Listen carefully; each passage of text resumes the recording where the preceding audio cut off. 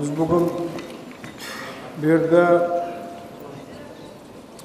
üniversitede 4-bosqich bitiruvchi iqtidorli talabalarini taklif qilganmiz.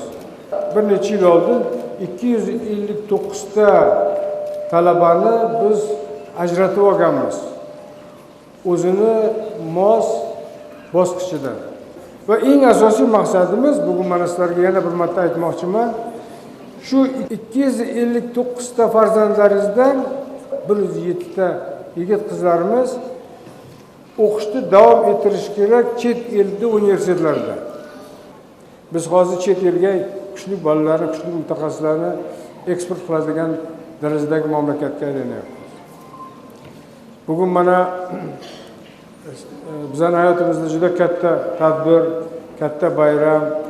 Men ulkan qoniqish bilan, juda xursandchilik bilan shu 259 ta bolamizga Samarqand davlat universitetini diplomlarini taqdim qilaman va bularga oq yo'l tilayman.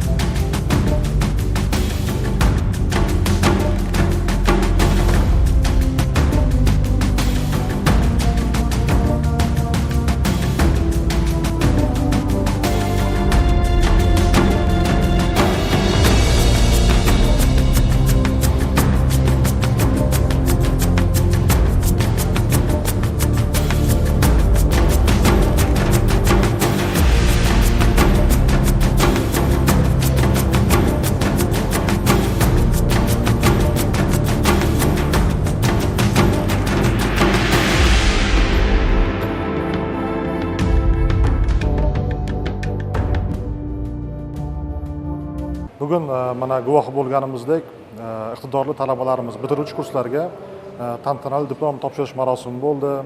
Ushbu marosimda rektorimiz Rustam Ibragimovich so'zga chiqib, talabalarimiz oq yo'l tiladilar. Ko'p o'zlarini katta fikrlarini bildirdilar. Nimagaki ushbu talabalarimizdan O'zbekistonni kelajagi umidi katta.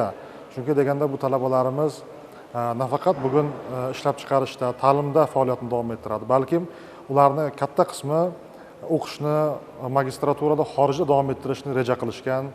Aynan mana shu masala bo'yicha ko'p yo'l yo'riqlar, fikrlar o'rtaga tashlandi taqdirlashdan oldin. Chunki deganda bu talabalarimiz albatta bir qismi o'sha xorij mamlakatlarda yetakchi oliygohlarida o'qishlarini davom ettirib, tadqiqotchilikda o'sha yerda qolishadi.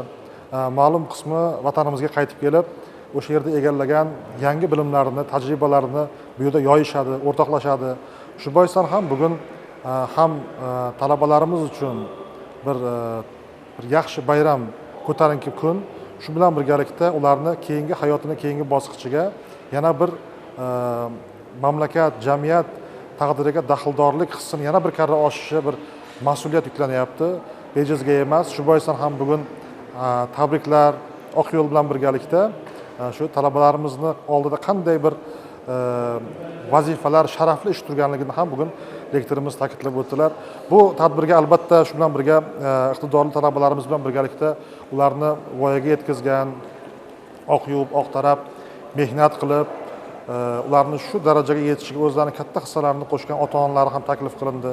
Ularga ham tashakkur bildirildi. Ularni chunki deganda bir talabani o'qitish, oyoqqa qo'yish, katta hayotga tarbiyalash bu zahmatli ish. Shuni rektorimiz alohida ta'kidlab, bugun nafaqat bitiruvchilarimizni, balki ularni ota-onalariga ham bir katta tabrik, ham minnatdorchilik bildirdilar. Va albatta shubhasiz bugun oliy ta'lim muassasalarini bir talabasini tarbiyalashda ham o'qituvchilarni, ham ota-onalarni birdek faoliyat olib borayotganligi, shunga intilayotganligini bir namunasi.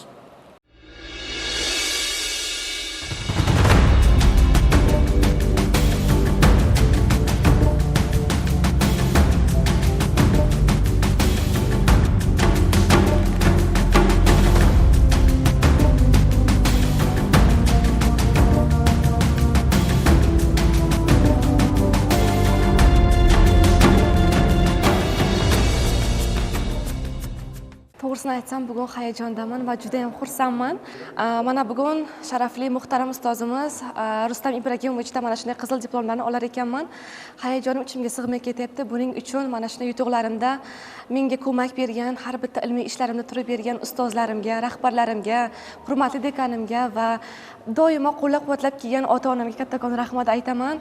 Ularga cheksiz minnatdorchiligimni izhor etaman. Bizning talabalarimiz doimo mana shunday olg'a intilishga harakat qilishadi. Shu bilan bir qatorda men ham xudo xohlasa mana bugun bakalavriat diplomini olgan bo'lsam, keyingi qadamim magistraturaga, undan keyin ham ilmiy ishlar qilishni reja qilganman. Xuddi shunday bizlarning safdoshlarimiz, kursdoshlarimiz ham oldilariga katta maqsadlar qo'yishgan. Bo'lajak yuristlarni ham katta maqsadlari bor. Kimdirlar organ sohasida, ba'zi birlar chet elga ketib magistraturani o'qib kelish niyatida. Men ularga chin qalbimdan omad yor bo'lishini tilayman va bugun ham o'zim juda xursandman. Barchaga kattakon rahmat aytaman ustozlarimga. Men juda bugun kuni xursandman. Mana qizil diplom oldi. Bu bizning va ota-onalar va ustozlarning bergan ta'lim tarbiyamizni oqlashdi. Men xursandman, faxrlanib va kelajak sari olg'inda yana ham biz qo'llab-quvvatlaymiz. Mening qizim mana shu 4 yil davomida mana shu institut kishi iqtidorli guruhida o'qidi. Buning uchun ustozlariga chuqur minnatdorchilik bildiraman. Men bu qizimdan juda faxrlanaman. Kelajakda bundanda yutuqlarga yanada erishishga yordam beramiz. Nasib bo'lsa kelajakda magistratura, doktoranturalarga o'qishida shart-sharoitlar yaratib berishga qo'limizdan kelgancha yordam qilamiz. Buning uchun bu yerdagi ustozlariga o'z minnatdorchiligimni bildiraman.